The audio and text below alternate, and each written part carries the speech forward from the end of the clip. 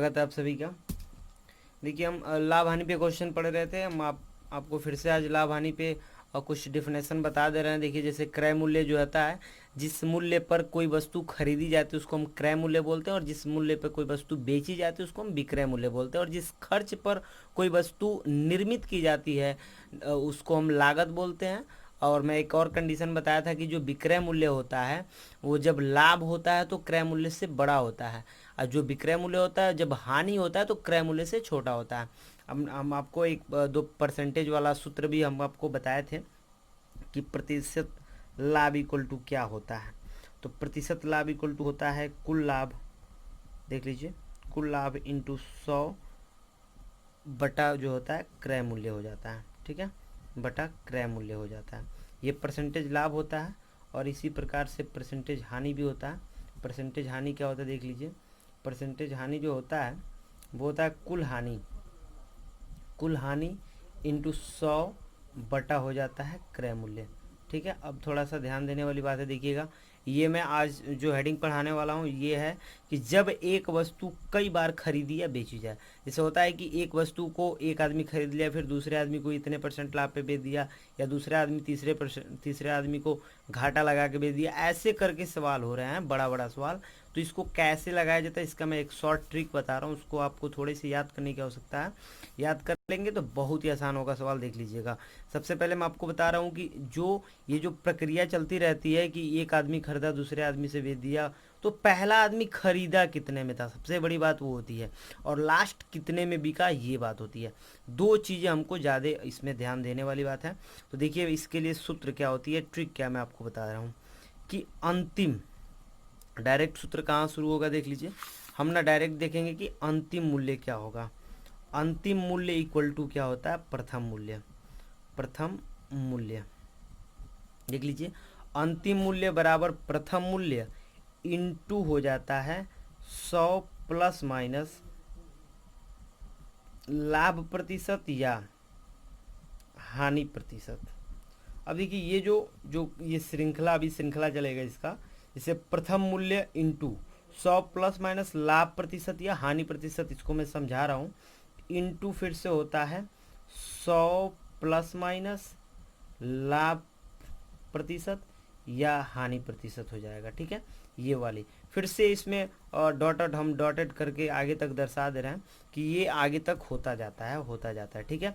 अब इसमें कंडीशन क्या है कि जब लाभ होगा तो ध्यान रहे कि 100 में हम प्लस करने का काम करेंगे, और जब हानि होगा तो हम 100 में से घटाने का काम करेंगे। दो चीज़ हमको दिमाग में रखना है। अब चलिए एक बार मैं फिर से आपको बता दे रहा हूँ इस डेफिनेशन, इस ट्रिक को समझा दे रहे हैं कि दो चीज़ें हमको ध्यान में रखनी है कि पहला व्यक्ति कितने में खरीदा है और लास्ट में वो वस्तु कितने में जाके बिका है। दो चीज़ें ज्ञात करने को होती है, या तो पहला पूछ देगा या तो अंत पूछेगा। तो हमने डायरेक्ट लिख दिया कि अंतिम मूल्य बराबर प्रथम मूल्य इंटू 100। 100 का मतलब है 100 में आपको लाभ कब जोड़ने हैं, जब लाभ होंगे तो प्लस करना है, देखिए पहले प्लस है, और जब हानि होंगे तो आपको 100 में से घटा देना है। डायरेक्ट ये चीज़ हमको करनी है, वो भी प्रतिशत के रूप में लिखना होता है, मैं बताऊंगा कैसे। तो ये जितनी बार बेचे जाएंगी उतनी बार के श्रृंखला चलेगा, ठीक है। अब देखिए ट्रिक बहुत ही नॉर्मल ट्रिक है, बस आपको देखना है कि हो क्या रहा है, कैसे बेचा जा रहा है, हमको प्रश्न अच्छे से पढ़ना है। देखिएगा, कह रहा है कि राम ने एक साइकिल 1,000 रुपये में खरीदा। देखिए एक पहला व्यक्ति राम ने साइकिल 1,000 रुपये में खरीदा और 20% का लाभ लेकर उसे बेच दिया, श्याम को बेच दिया। श्याम ने 10% का घाटा सहकर उसे मोहन को बेच दिया। बताइए मोहन ने साइकिल कितने में खरीदा। ये जो बताइए मोहन ने साइकिल कितने में खरीदा वाली बात है, ये जो कंडीशन, ये अंतिम कंडीशन है। ये अंतिम जो है कितने में खरीदा, अंतिम मूल्य क्या रहा हमारा, अंतिम मूल्य डायरेक्ट हमको ज्ञात करना है। हम क्या करेंगे कि लिख देंगे अंतिम मूल्य, देख लीजिए बहुत ही आसान होगा। अंतिम मूल्य, अब सबसे पहले प्रथम मूल्य, आखिर राम ने साइकिल 1,000 रुपये में खरीदा तो 1,000 हमने लिख दिया, प्रथम मूल्य लिख दिया। इंटू मैं बता दूं 100 के साथ प्लस आपको कब करना है, जब लाभ हो रहा है। तो देखिए चूंकि राम जो है 20% लाभ लेकर, तो 100 में 20 जोड़ देंगे तो 120 हो जाएगा। चूंकि परसेंटेज है तो एक बटा हम 100 निकाल लेंगे इसका, ठीक है, प्रतिशत के रूप में है तो 120 परसेंटेज लिखते, उससे बढ़िया हम बटा 100 लिख दिए। इंटू अब देखिए दूसरी बार क्या हुआ है कि श्याम को भेज दिया। श्याम ने जो है 10% घाटा सा होकर मोहन को बेच दिया है। मतलब एक बार और ये बेचा गया लेकिन 10% का घाटा सा आ गया।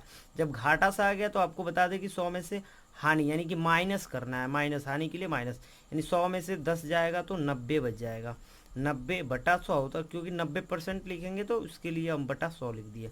अब हमको कुछ करना नहीं है, ये जीरो से ये जीरो कट गया, ये जीरो से ये जीरो कट गया, ठीक है। अब देख लीजिए ये दोनों जीरो से ये दोनों जीरो कट गया, ठीक। अब देखिए 12, ये अब गुणा करा लीजिए, देख लीजिए कितनी आसान होगी। 12 दाम में 120 कर लेते हैं, 120 इंटू 9, 900, 9 दूनी 18, 9 दूनी 9 एकम में 9 1 10, 1080 हो गया। यानी कि जो मोहन ने साइकिल खरीदा था वो 1080 रुपये में खरीदा था, ठीक है। तो बहुत ही आसान, बस हमको जानना है कि पहले कितने में बिका था और लास्ट कितना में बिका था। बस हमको ये चीज़ जानना है कि पहला कितने में खरीदा जा रहा है और लास्ट, बस दो चीज़ें हमको जानना है। सवाल बहुत ही आसान होगा। एक बार फिर से देख लीजिए ये वाला क्वेश्चन। कह रहा है कि ए ने एक वस्तु को 10% लाभ पर, अब देखिए ए एक वस्तु 10% लाभ, बी उसी वस्तु बी को बेच देता है, अब बी उसको 10% हानि पर सी को बेच देता है। अब सी भी उठता है तो 20% लाभ लेकर डी को बेच देता है। यदि डी समान हो, डी समान को मतलब समान उस वस्तु को 8,000 में खरीदता है, तो बताइए कि ए उसे कितना में। इसका मतलब ये हुआ कि जो ये चौथा व्यक्ति है वो इसे 8,000 में खरीद रहा है। मतलब ये अंतिम रुपए हमको पता है, अंतिम रुपए दिया जा रहा है, लेकिन बताइए कि ए कितने में खरीदा है, ए वाला नहीं पता है। अब ए वाला कैसे ज्ञात करेंगे वो चीज़ हम देखेंगे कि यानी कि देख लीजिए सूत्र के हिसाब से अंतिम मूल्य और प्रथम मूल्य, दो चीज़ें हमने आपको बताया कि बस दो ही चीज़ होगा, या तो प्रथम देगा या तो अंतिम देगा। तो देखिए इस वाले में क्या दिया था, अंतिम दे दिया था, और इस वाले सवाल में प्रथम दे रहा, इस वाले सवाल में देखिए इस वाले सवाल में प्रथम दिया था, अंतिम पूछ रहा था, इसमें जो है अंतिम दे दिया और प्रथम पूछ रहा है। तो अंतिम के जगह पे हम इसको दर्शा लेंगे 8,000 इक्वल टू, प्रथम मूल्य के जगह पे हम ऐसे फर्स्ट पी लिख दीजिए, कोई दिक्कत नहीं, प्रथम मूल्य फर्स्ट प्राइस के लिए, ठीक है, आप ऐसे IP लिख दीजिए। और उसके बाद से चलिए बढ़ते हैं इंटू। तो कह रहा है पहले ने 10% लाभ लिया है, मतलब 110/100 हो जाएगा। फिर दूसरे ने 10% घाटा सहा है, मतलब घटा देंगे 90/100 हो जाएगा। तीसरे सी ने जो है 20% लाभ लेकर, यानी कि 120 हो जाएगा 100। क्लियर बात है, हमको IP ज्ञात करना है, ठीक है। अब देखिए एक जीरो से जीरो कट गया, एक जीरो से एक जीरो कट गया, एक जीरो से एक जीरो कट गया, ठीक है। यहाँ पे जो भी बचा हम उसको बता दे रहे हैं। यहाँ पे आप क्या कीजिए कि ये